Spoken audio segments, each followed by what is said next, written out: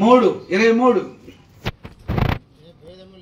ఏ భేదం లేదు, అందరూ ఏ కులం, ఏ జాతి, ఏ మతం, ఎక్కడున్నా, ఏ దేశంలో ఉన్నా అందరూ పాపం చేసి దేవుడు అనుగ్రహించిన మహిమను అది కోల్పోయినాడు, విసర్జించుకున్నాడు. పాపము మానవులని మహిమను దొంగలించేసింది. మహిమ అంటే ఏమి? దేవుని శక్తి. అరే ప్రార్థన ఏంటమ్మా అంటే, ఆ ప్రార్థన చేస్తే దయ్యాలు పోతాయి. ఆ ఊళ్ళో అనేవాళ్ళు, అరే ప్రార్థన ఏంటంలో మహిమ ఉందిరా, ఆ ప్రార్థన చేస్తే దయ్యాలు పోతాయి, తేలు కుడితే బాగా అవుతాయి అంటే దేవుని మహిమను ఆమెలో గుర్తించగలిగినారు. అది దేవుని యొక్క మహిమ.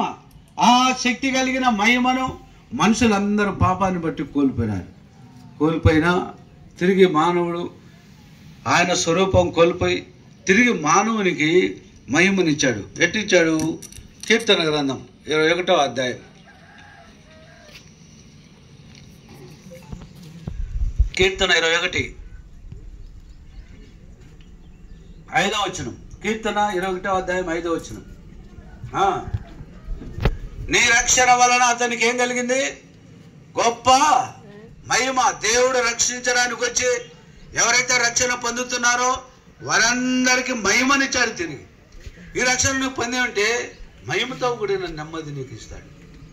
మధ్యాహ్న కాల సమయంలో ఇంకా ఎవరైనా పాప క్షమాపణ, రక్షణ అంటే దేవుని శక్తి. అది దేని బట్టి అంటే రోమా 9:10 ప్రకారం హృదయంలో విశ్వసించి పాపిని గురించి ఒప్పుకుంటే దేవుడు నీ పాపాన్ని క్షమించి నిన్ను రక్షిస్తాడు. అది దేవుడు చెప్పే వాక్యం. పాప క్షమాపణ ద్వారా ఒక వ్యక్తి రక్షణ ఉంది. ఆ రక్షణే మానవునికి నెమ్మది. ఇంట్లో చాలా మందికి నెమ్మది లేదు, విశ్రాంతి లేదు.